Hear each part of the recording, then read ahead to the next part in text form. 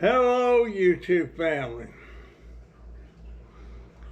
Been a rainy day today. Didn't get out again today.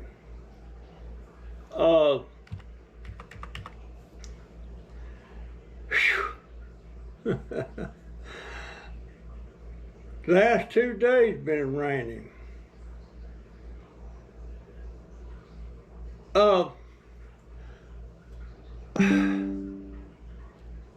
I dreamed about something last night.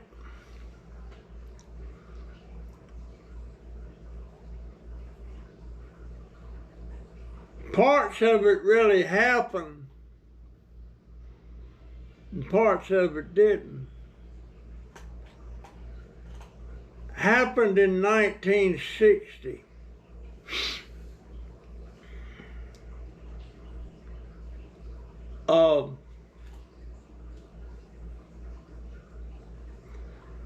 I think that was the year John F. Kennedy was elected president. Anyhow, at that time I was in the Army, and we were on maneuvers. They go on training maneuvers a couple of times a year.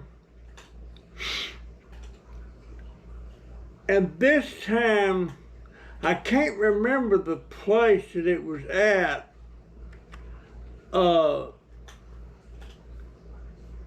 It might have been Grafenwöhr, Germany, I'm not sure.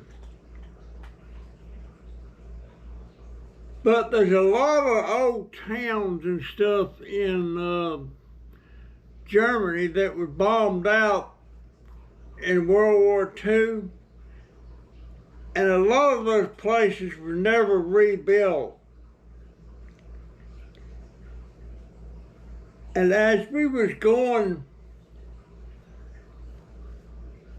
on maneuvers, we camped out in the area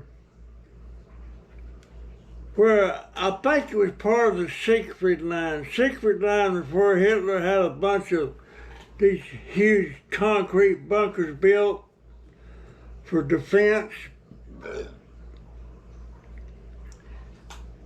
And when we won the war, we went in there and started blowing up all these bunkers. They were caved in. Some of the walls and stuff was 3 foot thick. And I had some downtime, and I was just out looking around at some of the old ruins and stuff. And I went in one of these old pillbox bunkers that was bombed out and caved in and everything. And bear in mind now, I wasn't supposed to be there. That stuff was off limits. But I was nosy, and and I climbed down in one of them, and it's kind of hard. You had to crawl down and all that stuff to get to it. And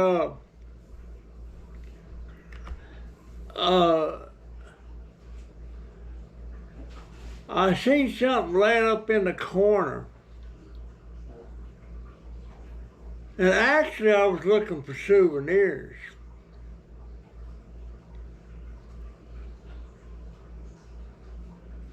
Well, technically, I guess you could say I found a souvenir. But I wouldn't dare take it or even try. It was two, I'm not sure it was 2 or 3, it's hard to tell. It was bodies. It was German soldiers.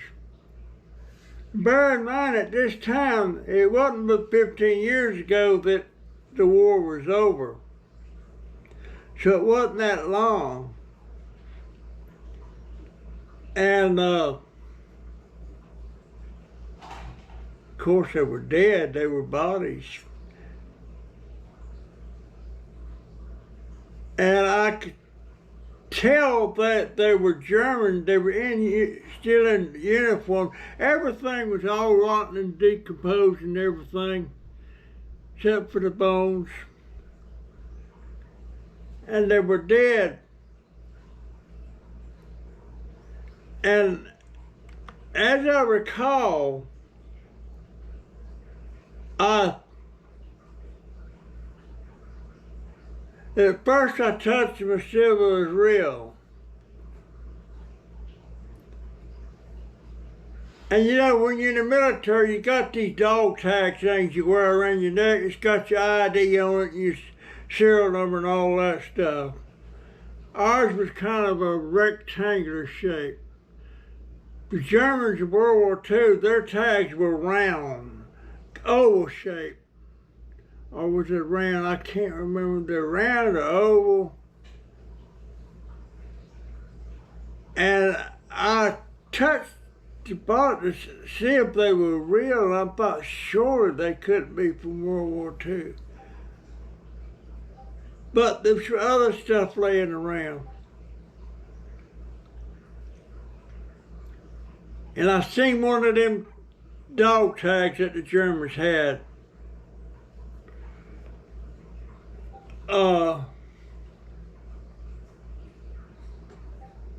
That was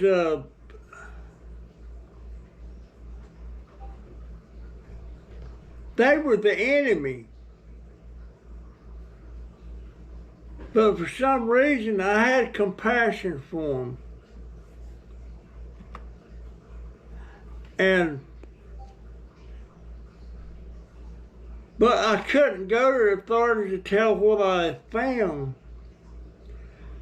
Because I was off limits, I wasn't supposed to be there, and I probably would have got an Article 15 if I went and fessed up that I was there.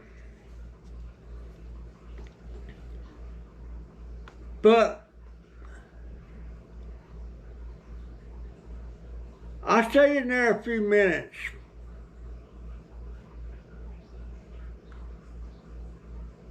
And I just had mixed feelings about it.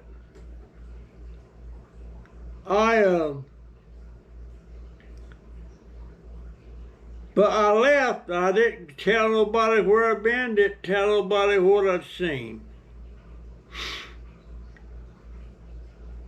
Well, in my dream, last night I was dreaming about that. And in my dream, these two guys, German guys in uniform, they were like alive and making me feel bad because I didn't let them go home. Is that crazy? In hindsight, I should have turned it in. They had family somewhere, and with them dog tags, people would have known who they were and where the family was at.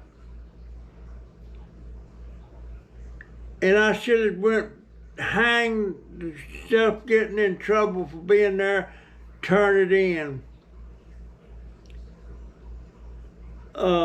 But I didn't. And I thought about that all those years ago. I thought about it over the last 60 years. And wished, has it been 60 years? Somewhere around 60 years. And let them boys go home to their family for proper burial. I'm assuming that sometime sooner or later, the bodies were found. But there was,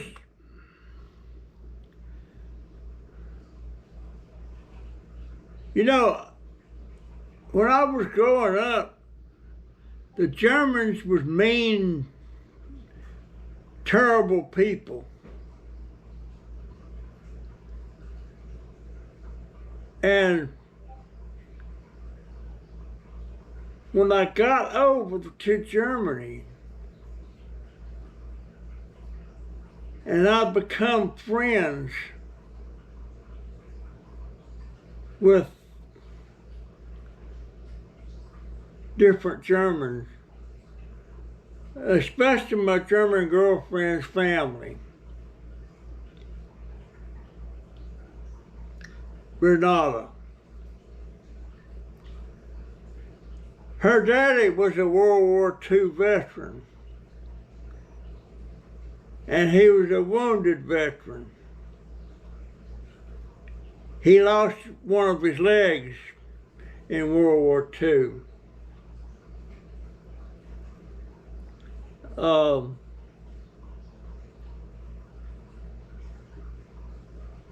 Some Americans with a 50 caliber machine guns opened up on him and some other guys on the side. He got shot in the leg, and it was so bad that he lost that leg.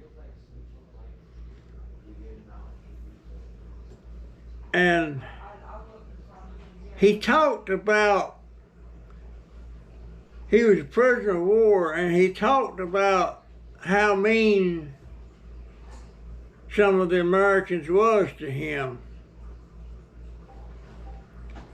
But on the other hand, I had Americans talk about how mean the German soldiers were, especially if you was captured.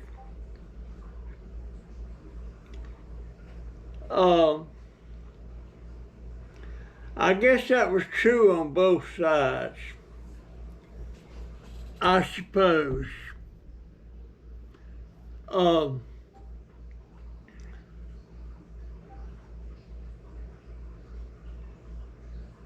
I wish Renata had lived.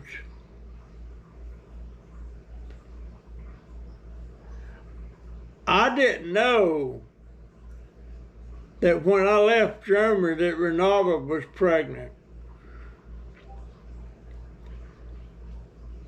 And a few years ago, I located her family on the internet, and I got her brother's telephone number, Heinze. It turns out Heinz wasn't there. That was one of her brothers. He got cancer and he had died. And I found that out from his wife when I was talking to her. And I asked how Peter was, and I asked how Renata was, and she put me on the line with Peter, her youngest brother. And first thing Peter said, "I'm so happy you found us." And I said, "Well, how you been doing?" He said, "Well, I'm 15 years in the Army, and I'm retired." They retire after 15 years in the German Army.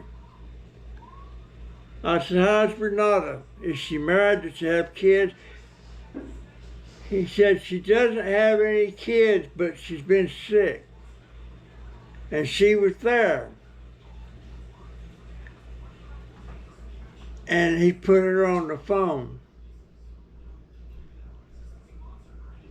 She was happy to hear from me.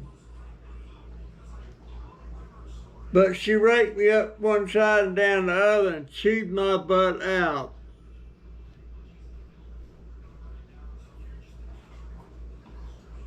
Because her and I were supposed to get married.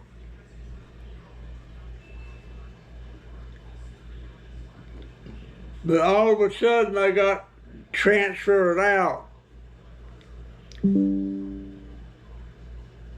And that's when she told me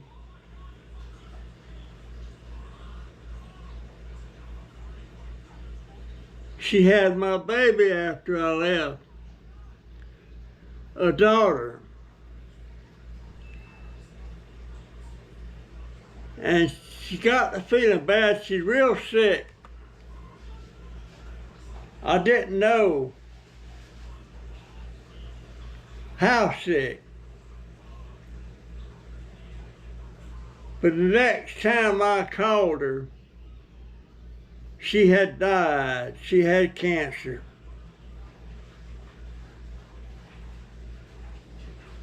But I located my, and turns out my daughter had married a GI, an American soldier, and married him, and she came back to the States with him. And she lives in Memphis, Tennessee. I occasionally get to talk to her. But what happened when Renata had that girl?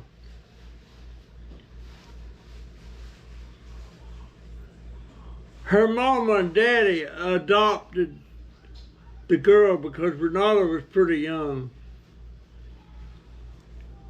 And they raised that girl as her own. And that girl didn't know it till way later. Didn't know it till she was up in her 20s and married.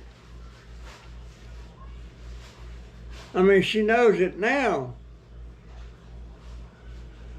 But we haven't had much relationship. I still never met her. And she showed no inclination to meet me. I would love to meet her, but because that was Renata's daughter, you know. I sure did love that girl, Renata. I guess I loved my daughter. And right now, believe it or not, I can't believe it. I can't remember my daughter's name.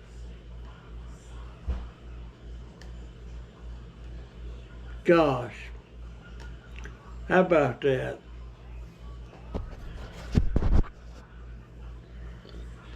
Can't remember her name. It'll come to me. I hate my memory so bad anymore.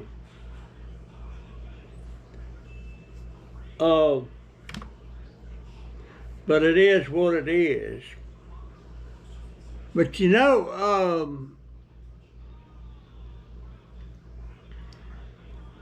back when Jaden was about 7 or 8 years old, we were living in that other house before we moved to where we're at now. He always wanted me to take him to the park. And I would take him to the park. There's a playground there and everything, and lots of other kids. So I'd sit over there on the bench, and he'd go over and play on the stuff. And one day, when I took him to the park, just me and him, he'd go over and play, and I'd try to keep an eye on him. I see that head bobbing around over there. Usually he was the only black or biracial child there. Every once in a while there's some other biracial black people there. But I could pick him out. And I was taking video of him. I could do a telephoto thing that I could pull him up, and everything. And I noticed every once in a while somebody, adults, would come walking by over there and looking at me.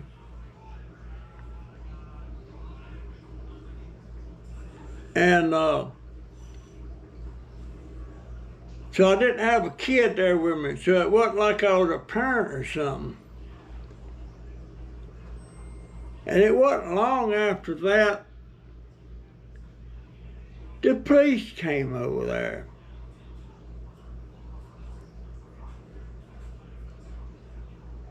And started talking to me and asking me questions and stuff. What I was doing there. Why was I taking pictures of the kids?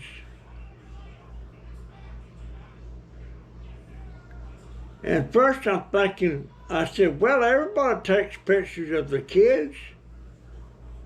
He said, but they're their kids.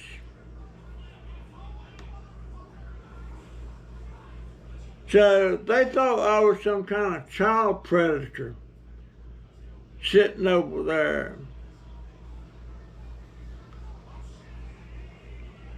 And he said, you have a child here? I said, yes, I do. Where is he at?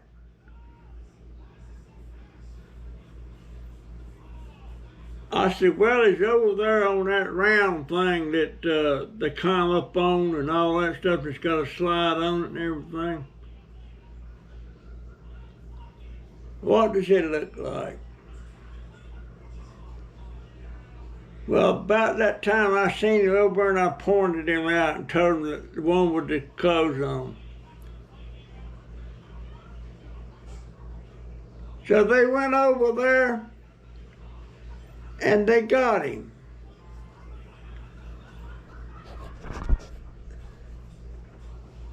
And brought him over there, and they said, son, who is this man? And Jake said, Poppy.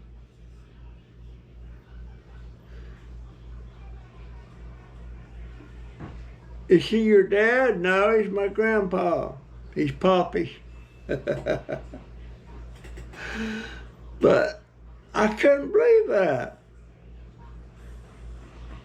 I was singled out because I was because I was old and didn't have children around me, and I was taking pictures.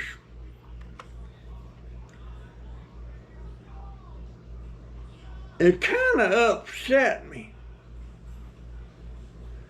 But then I thought about it. Well, people just being protective of their children. But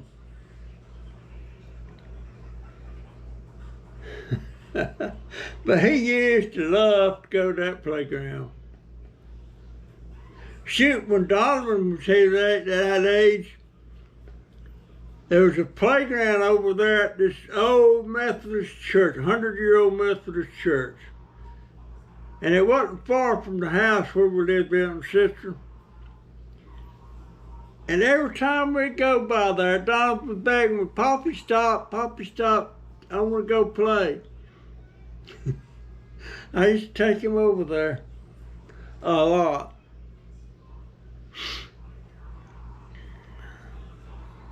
You know, that last computer of mine that took a dump and I lost all them pictures, guess what?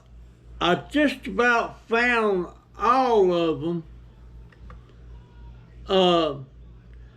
I went to my old Facebook page and I had almost all of them pictures downloaded to my Facebook page.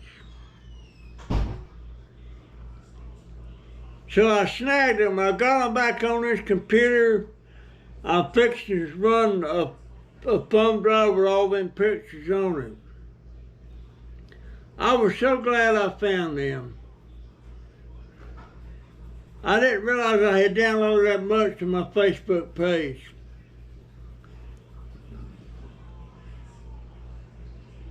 My Facebook page is Russell Pearson.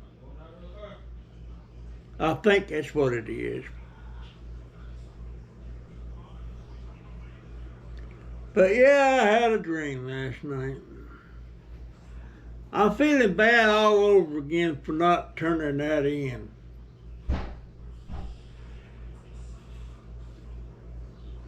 And shoot, one time I was stationed in Bad Kissingen, Germany.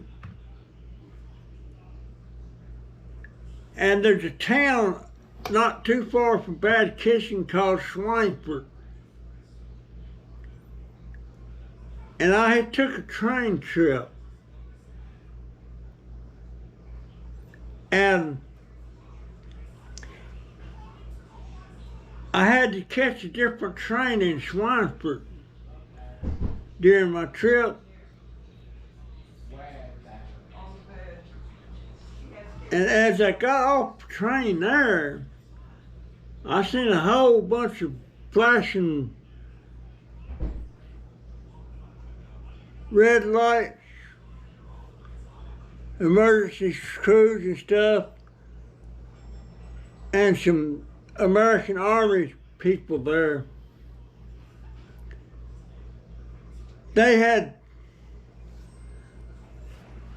something had run into part of the deck there that you walk on. There's wood.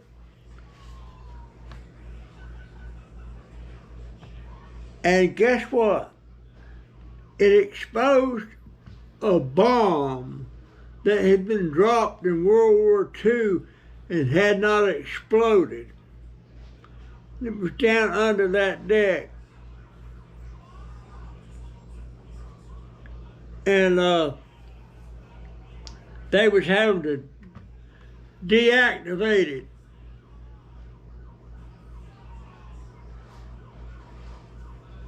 But every once in a while there was bombs like that found, and they bombed the heck out of Schweinfurt. Schweinfurt had a factory there that made ball bearings, and ball bearings is real important on certain types of guns and stuff. And the American bombed Schweinfurt almost to oblivion. And that's why that bomb was there. And there's probably more still laying around that's buried or something.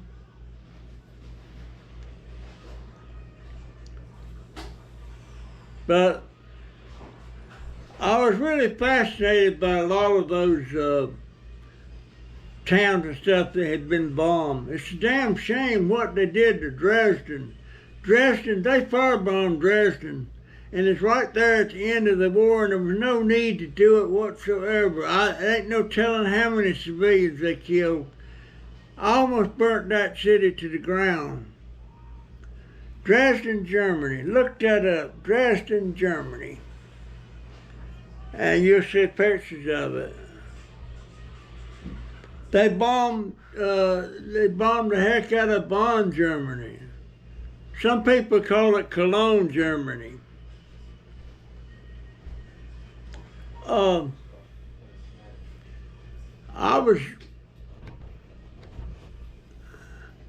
I wish I had been more interested in that stuff back then.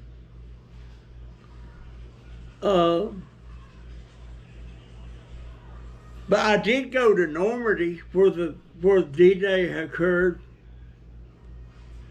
Don't look nothing like it did in World War II. But there's a lot of little towns in France that was bombed.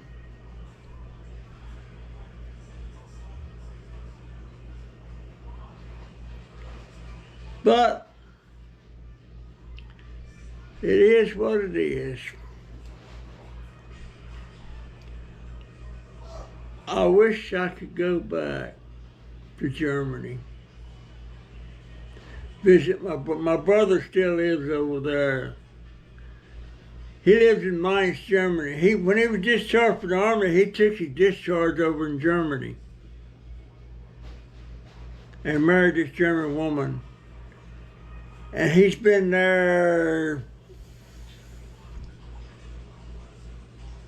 since sometime in the 70s. So he's been there over 30 years. I don't guess he'll ever come home. I don't guess.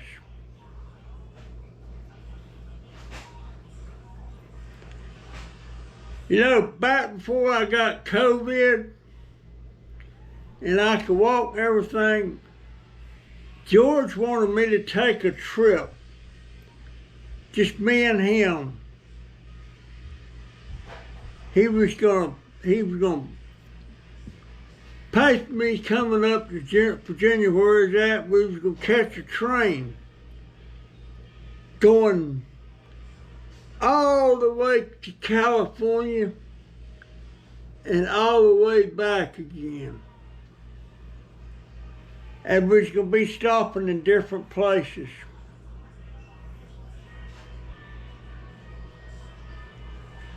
And what put the quietus on that was when I got COVID. After I got out of COVID, I couldn't walk, so that killed that.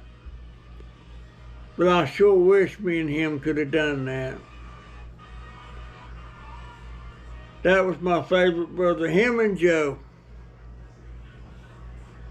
Him and Joe. Joe's dead, George is dead. Nobody left now but me, Carolyn, and Michael. Don't have a close relationship with either Carolyn or Michael. Well, wait a minute.